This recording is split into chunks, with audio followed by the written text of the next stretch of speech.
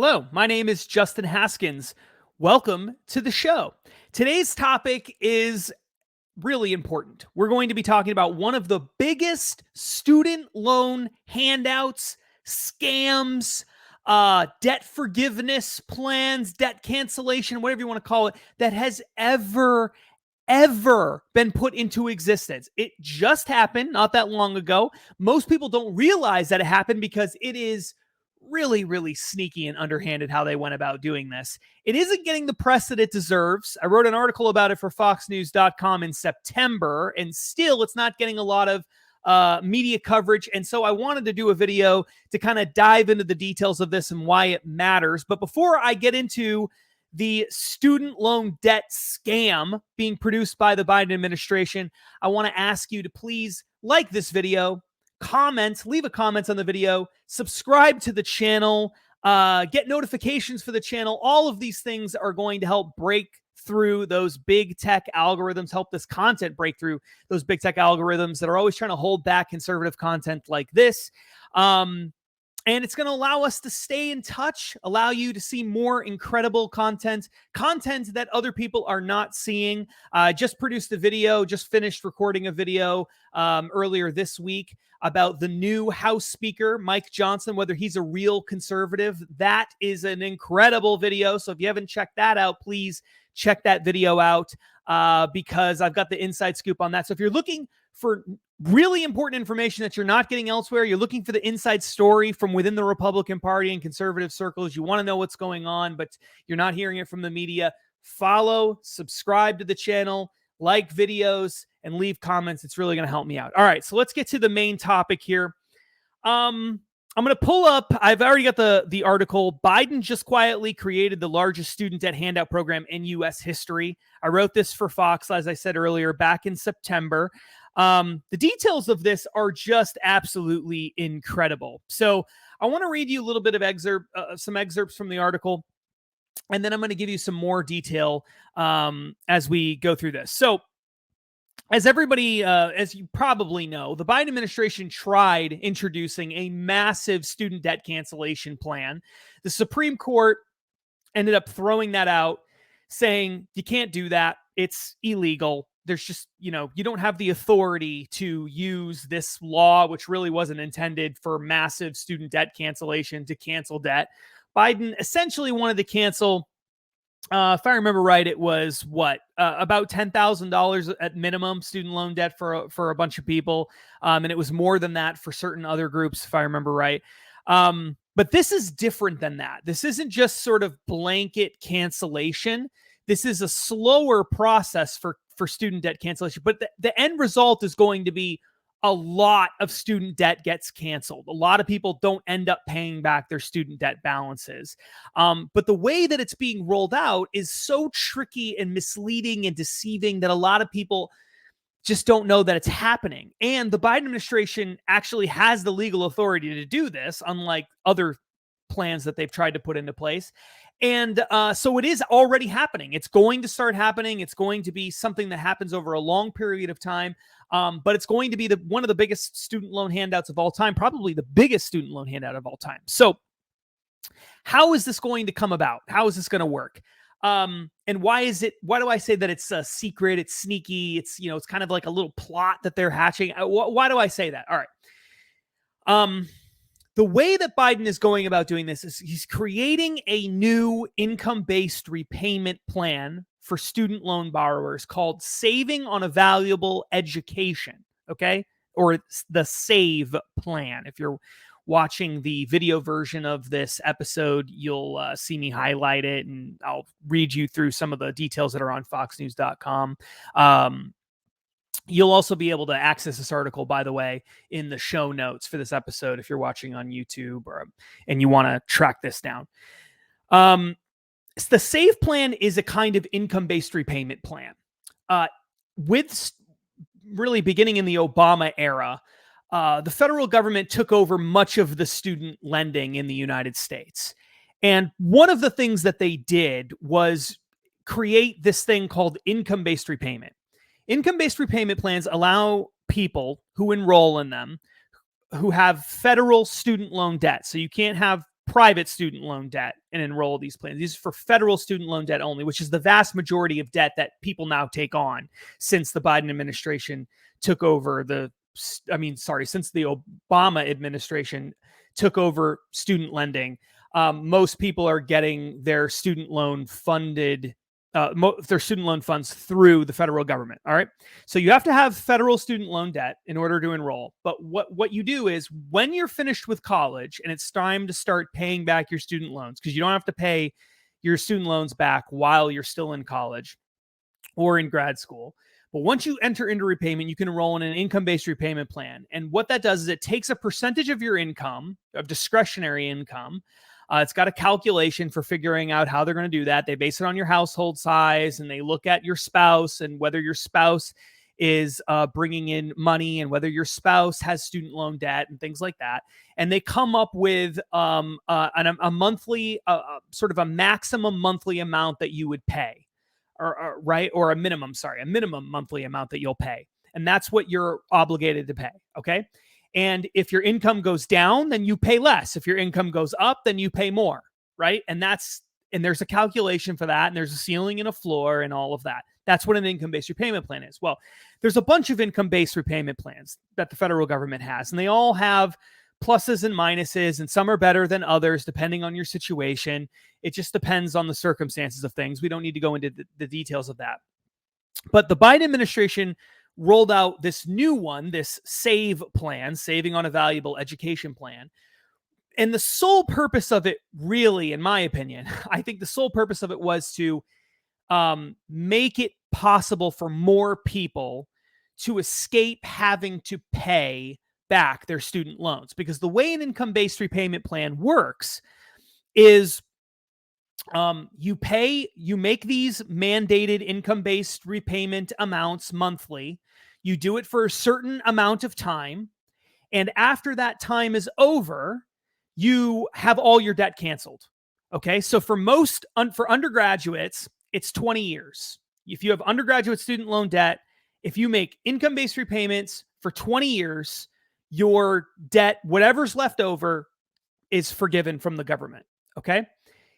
For graduate student loans, I believe it's 25 years. If you work for the government or for a nonprofit organization, they have something called public service loan forgiveness. Your loans are forgiven in 10 years of making payments in an income-based repayment plan. Okay. So the idea is you're never going to be locked in when you're in one of these plans. You're never going to be locked into paying debt for your entire life. Eventually, the government's going to forgive it.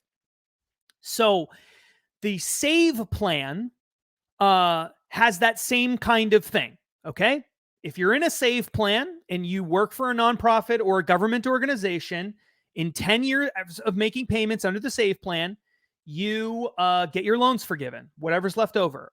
If you don't work for a nonprofit or government, then after 20 years, your undergraduate loans forgiven. After 25 years, your graduate loans are forgiven.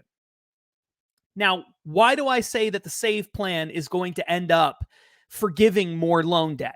The reason is because the difference between the SAVE plan and all the other income-based repayment plans is that the income floor for when you start needing to make payments on your loans, because it's an income-based repayment plan, there's a floor for a minimum that you have to earn for them to start charging you money.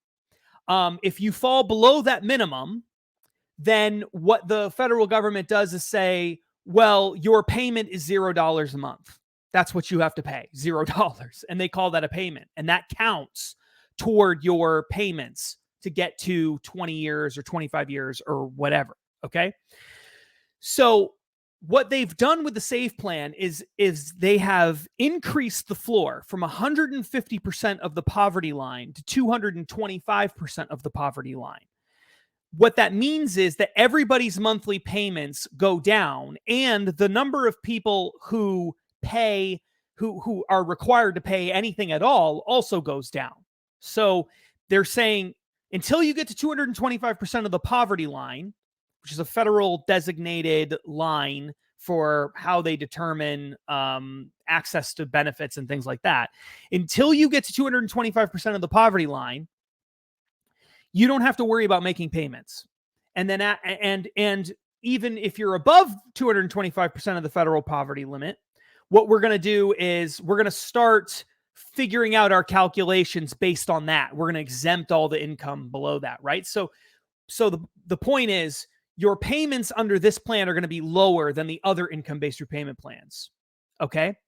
And the number of people who are required to pay anything at all is going to be lower as well. Now, in effect, when we're talking about student debt forgiveness, what that means is that over a long period of time, because people are paying less in, and a lot of people are paying nothing in, there's going to be more people that end up reaching the 20-year mark or the 25-year mark or the 10-year mark, depending on which, who you work for and, which program you're in and all that, what kind of student debt you have, I should say, rather. There's going to be more people who will have a student loan debt balance at the 10-year mark or the 20-year mark or the 25-year mark that I talked about earlier, which means more debt is going to be forgiven for those people because they're required to pay less in under the SAVE plan. So over a long period of time, you're going to have massive amounts of student loan debt forgiven. And there's other things that the SAVE plan does as well, but that's the crux of the plan. So what exactly does that mean? So you say, okay, yeah, so I get it. So this is going to lower the cost of monthly payments, which means people are paying less in. Some people aren't going to pay anything in that were previously required to pay money in.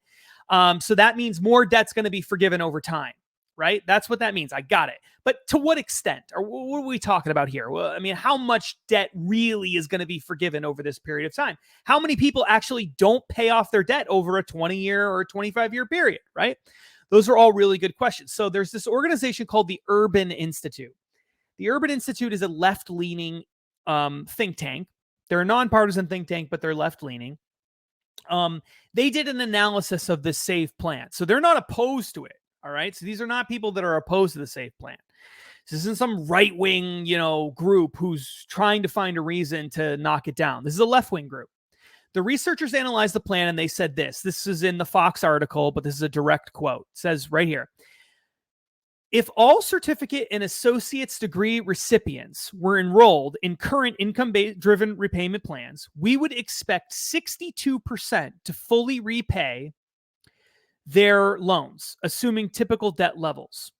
Under the Biden plan, so that's saying under the existing income-based repayment plans, not the SAVE plan, 62% of people getting associate degrees and certificate programs would fully repay their loans over either the 10-year, 20-year, or 25-year. Well, in this case, it would be 20 years. So the 10-year or the 20-year marks, depending on different things. They're saying we would expect 62% to fully repay their loans, assuming typical debt levels. Under the Biden plan, only 11% would fully repay before reaching forgiveness. So in other words, 89% of people getting an associate's degree, which is a 2-year degree, or a certificate program, 89% of them are going to get at least some student debt forgiveness because of the SAVE plan. All right. The Urban Institute further estimated, I pointed out in the article for Fox, the Biden plan would have a similar effect for bachelor's degree recipients. The share fully paying off their loans would fall from 59% under current income-driven repayment plans to 22%. And the share repaying no more than half of what they borrowed would increase from 22% to 49%. So what does this mean? What it means is that 78%, so more than 3 out of every 4 people getting bachelor's degrees under the SAVE plan would end up paying off, 1 out of 4 people who get a bachelor's degree under the SAVE plan would end up paying off all of their student loan debt under this SAVE plan model that Biden is now putting into place. 1 in 4. 3 out of 4 people getting a bachelor's degree would not pay off all their debt. But even worse than that, 49% would repay. So about half would pay less than half of their debt off. So they would get more than half of their student loan bill paid for or forgiven by the government. Okay? Half. So this is a massive, we're talking about over a long period of time. We're talking about huge, huge, huge amounts. We're talking hundreds of billions of dollars in student debt cancellation. Hundreds of billions of dollars being canceled. And over a long enough period of time, it's going to be potentially, it'll be trillions of dollars over a long enough period. Just give it enough time. So the federal officials claim the SAVE plan will cost an additional $138 billion over the next 10 years. $138 billion, which we don't have, by the way. The Congressional Budget Office says the cost is closer to $230 billion. So how is it that they have wildly different estimates? I don't know. Someone is obviously not being very honest. The Penn-Wharton budget model says it's $360 billion over a decade for this change. $360 billion over 10 years. And over a longer period of time, it's going to be even higher. Why are there differences between these? Well, if I remember right, the Penn-Wharton budget model factors in that if students know, and this is very logical, I think, if people who are going into college realize, oh, you're telling me that eventually that my student loan bill is based on my income, that the payments that I'm going to be required to pay are actually going down, and that no matter how much debt I take on, eventually the government is just going to magically forgive it someday. I'm just going to have other people are going to pay my student debt. Well, then load me up, give me more debt. What do I care? Eventually it's all going to be forgiven anyway. You're telling me that basically half of people aren't even going to pay off half their student loan debt? So, I might have to pay only half the bill. Load me up. Give me more debt. Let's spend more money. Raise tuition prices. Raise the cost of living prices. I'll just take out the loans. It doesn't matter. Who cares? I'm not going to pay it off anyway. So Penn is factoring that kind of thinking into the model. And I think that's exactly what's going to happen. I think it's going to be even worse than the $360 billion. This is a huge, huge scam. A huge scam. Again, over a long enough period of time, you're going to see unprecedented levels of student debt cancellation. And it's already been put into place. This isn't a proposal. This is actually going to happen. This is basically guaranteed. There's no way really to stop it other than to have a new president or Congress come in and pass a law and a president sign it, which Biden isn't going to do. So you need a new president and you need a Congress that's willing to stand up for this. It is madness what we're doing with student loans.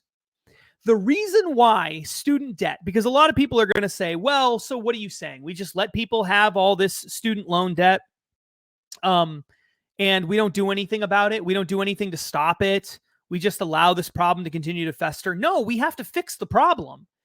But government is the problem. Government is the one that has created all these perverse incentives for people to not care what their college degree costs.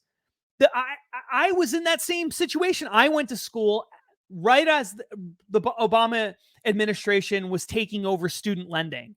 And it was so easy to go into debt. It was so easy to pay tuition that as a young kid, just coming out of high school, you don't care. You don't care. It doesn't matter. It's a future Justin problem. That's not a current Justin problem. I don't care about any of that. And I think that's a huge part of the issue, right? Anytime you take the sort of incentive to find the best deal out of a market, you're going to see prices go up, because colleges in this case know if we just keep increasing prices and taking that money and paying administrators more money and building new buildings and remodeling campuses into borderline amusement parks, which is what a lot of these college campuses are now becoming, then, we just keep raising the prices. These kids are going to keep paying it because the government's going to keep saying, yeah, you're good for the debt. Don't worry about it. We're going to cover you. Don't worry. Nothing to worry about. It is a huge, huge, huge, huge scam. It's a huge scam. It's one of the biggest handouts in history. And most people have no idea that it's going on. They have no clue that it's happening. And um it's not only wildly irresponsible because we're running like a $2 trillion deficit. We're running $1 trillion deficits every year. $2 trillion deficits are now becoming normal. It's not only bad for that reason that we don't have the money, it's just deeply immoral in general to create a system that incentivizes people to go deeper and deeper into debt and encourages people to go so deep into debt that other people are going to have to pay the bill for you because you can't afford it. This whole thing is just is a huge scam. Lots of people are getting rich off of it. The government is expanding its size and power as a result of it. They look like they're, helping poor college kids when in reality, they're the ones that created the system that allowed those poor college kids to go into debt. And the poor college kids are just young, stupid kids who make bad decisions, and they're not thinking about the consequences when they go into debt. They don't know that it's going to make it harder for them to buy a house later in the future. They don't care that they're going to be shackled with this debt for a long period of time and beholden to the government. It's not something that they worry about when they're 19 years old. Okay. But when they're 30 and they're trying to start a family and they're trying to buy a house and they have $150,000 in debt still, then yeah, they're running to the government to try to bail them out. It's just deeply immoral, the whole thing. And that's the part of it that really bothers me the most. Not to mention the fact that you have all these people. I mean, this is probably the most immoral part of it, right? You have all these people who actually worked their way through college. You have all these people who did pay their college bills and they did it the right way. Parents who foot the bill for their kids, right? They're not getting refunds while other people are getting student debt handouts, right? And instead, they're paying taxes. They're paying the hidden tax of higher inflation, which comes from the money printing that's actually paying for all of this stuff. It's just so wrong from beginning to end. And I wish the media would cover this story more because hundreds of billions of dollars of additional spending is being approved through this program. And again, no one's debating this in Congress. No one's talking about it on the biggest cable news shows. It's just getting buried. So please, check out this article that I wrote for Fox. Share it with your friends and family. Let them know what's going on. Let them know about the student loan scam. Let them know that Joe Biden is not interested in solving this problem. All he's really interested in is making you and your children effectively slaves to the government forever, indebted to them for all of this student debt cancellation. He's just passing the bill on to other people and future generations and killing the dollar in the process. Let people know what's going on because it's such an important story. It's just not getting the attention that it deserves.